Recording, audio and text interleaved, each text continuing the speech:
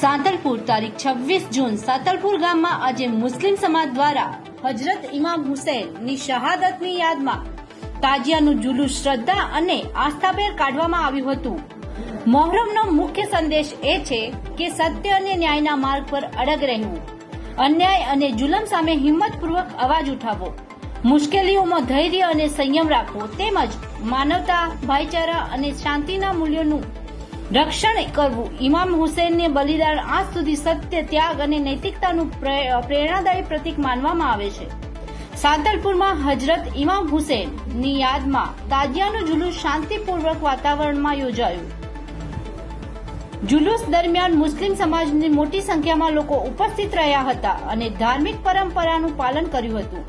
જુલુસ શાંતિપૂર્ણ અને સુવ્યવસ્થિત રીતે પૂર્ણ થાય તે માટે સાંતલપુર પોલીસ દ્વારા ચુસ્ત પોલીસ બંદોબસ્ત ગોઠવવામાં આવ્યો હતો। પોલીસ સ્ટાફ દ્વારા સમગ્ર રૂટ પર પેટ્રોલિંગ કરવામાં આવ્યું હતું અને કાયદો વ્યવસ્થા જળવાઈ રહે તે માટે સતત દેખરેખ રાખવામાં આવી હતી।